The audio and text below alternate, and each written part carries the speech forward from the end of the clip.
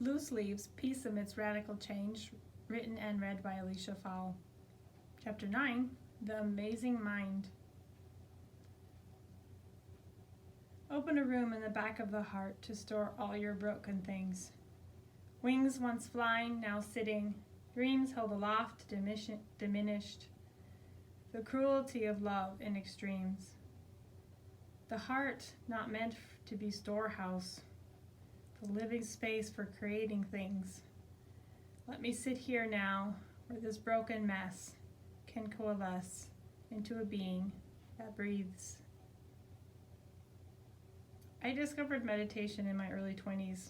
It was a method where you went back to the same 4 phrases, partly what was given to you and partly a word you chose, the star word they called it. Like a repeated re-guiding of the mind, hours were spent sitting, lying down in this mind calisthenics during retreats. I remember eating a piece of fruit at a break at one of these retreats, though, as though I had never tasted such a delicious thing ever before in my life.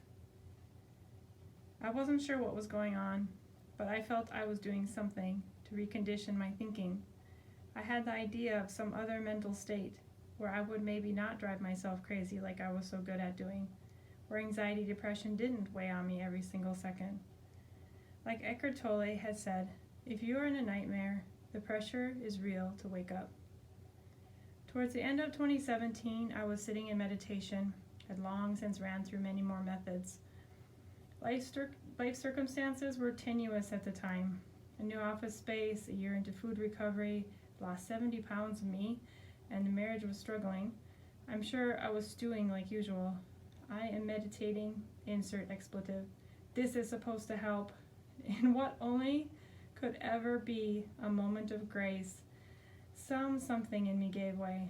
Sitting in rock pose in front of my messy closet, I felt okay for the first time my entire life. I am not exaggerating that I've never felt okay before that moment. Career, relationships, spiritual practice, it all filtered through a need for things to be different than they were, an internal tension I had never lived without. That tension gave way. I knew I would never be the same. Spiritual teachings can describe awareness as this fantastic big thing, and here I saw this little gentle wisp, and that's all it took to shake me to my core. I got up from that meditation and immediately began making changes. I got up from that meditation very humbled too. I heard in me, wow, I don't know anything. Now the real work can begin. Now I can be honest with myself in a way I never was before. This has to change. This can change first. It's been driving me crazy and I can do something about it. And then the joy. This joy, I never felt this before. Wow, I'm totally overwhelmed. I need help. Am I going crazy? No, for once in my life, I'm not worried about that. I know I'm not crazy. For once in my life, I'm sane. I recognized something in this state, this way of orienting that was quickly picking up steam. From some years before reading Jan Fraser's When Fear Falls Away. Reading that book had made me feel similarly at ease, only for a few days, and life took over again. I reached out to her, though, to be a guide along the way. She was able to have one-on-one phone sessions, and I adjusted to realization upon realization. Realization 1, make each moment better. See, they string together. If every moment's better than the last, in no time you're better than you were before. This isn't about becoming some self-actualized check-off-your-list of goals person, although that's fine too. This was dancing with reality in real time. Realization 2, past, future, irrelevant. Oh no, what if? Mind stuff. Oh, the mind, there it is. It's still working. It's good at planning and assessing and even better than before, minus the unrelenting waves of fear. Where has that gone? I don't know. I don't much care. I'm okay. I'm a child caught up in a good story. What next? I can't wait to see. And the story is my life unfolding. Realization 3, I really am okay. The me that's behind all this, that I am more identifying with now than anything else, she says, 2 thumbs up. Vast, allowing, spacious love. There's no words. But I write song after song as meaning wells up into words and melody, free of the need to be good enough baggage of the past. This is a whole new experience. Realization 4. Life is brief. The landing of this leaf seems to cure the suicidal depression that I suffered so long.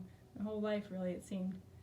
It's a total 180-degree turn into, wow, I have got to do what I got to do now, not later.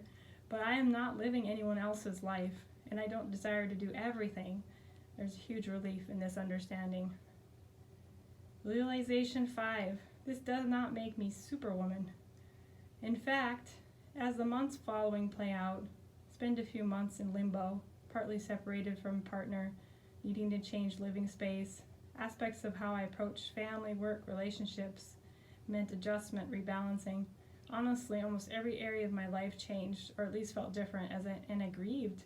I'm still at times grieving, at times angry. How I see others missing the point entirely.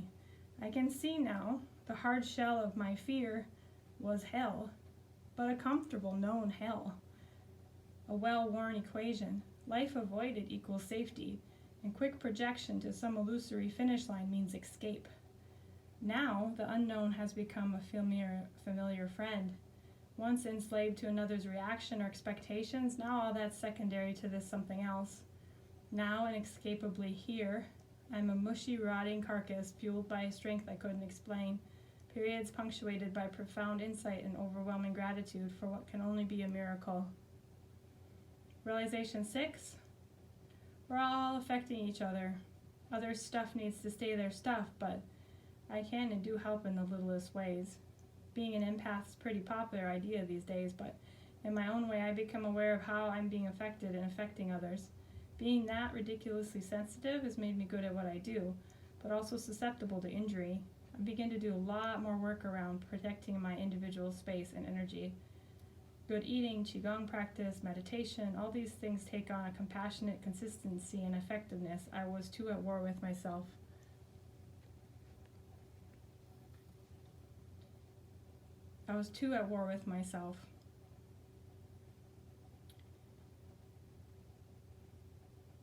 To experience in younger days. Healing happens. Of course, this is only a made-up list. There's no set path. And how would I suggest you meditate now? Do whatever you feel called to do. I give you permission to chuck every idea, concept of what it means, what you should, where you're going, who you are, especially those ones that hang like wallpaper in your mind. Sit. If in sitting you're not fighting yourself, beware the hyper-discipline that's likely a fear-driven, controlling mind at play. When you catch that little bugger in the act, know you're bigger. Go to AA, go to church, any honest community will do. Go to the gym, go to the bar, maybe not so honest communities, but you never know. I see a scene of me wandering through a small town bar for the bathroom. They let me right in, didn't even hesitate. Stop going anywhere and go to your own heart. Pray if that resonates more with you. You don't have to go looking for God when she's looking over your shoulder this very moment. Seeing out the back of your head does take some practice, though. Thoughts are like the pixels on that movie screen, like each dot in a pointillism. So in your meditation, strive to allow all the thinking. Do this with more allowing than striving, not trying, just seeing till you see the bigger picture. Be so fluid in your mind. From black and white to the colors that are changing and moving picture emerges, and the one who's been looking all along looks back. Think of meditation as this first marriage, a marriage of mind, spirit with the body, and every relationship takes time and energy. Sit amidst these two forces living and sometimes warring inside you. Too much of our conditioning and hours at a desk completely negates the body, but there she is waiting for our attention. Let mind, body communicate from compassion and awareness. Let every meditation be spending time with your first lover, still a stranger to you. Sit and listen with rapt attention, or move with ecstatic joy, bring life into a frozen landscape. On a pretty regular basis, checking out for me, also known as meditation, is suddenly not optional. The queue is full. I'll be back in the backyard or on the forested trail meditating. I say this in quotes because I'm not doing anything like it's typically thought of as meditation. No crossed legs or mind calisthenics. I'm just simply letting the waves settle. That's all. I'm doing nothing. Nature helps. Body practices, yoga, qigong also help. I'm surprised every time this meltdown occurs how quickly I regain a soft sigh, a little smile, a lightness, and see the joke all over again. I can trust this process above all else. On this side, certain themes come up over and over. It's universal, and others who get it and are here to support keep turning up in the unlikeliest forms and places. Every last drop of angry, confused tears in my 20s, 30s was worth these sweet, creative days unfolding like a flower. Some days, also angry, rage, or tear stained from a different well that goes very deep, an emotion I wouldn't dare attempt to hold back. I wouldn't miss it for the world.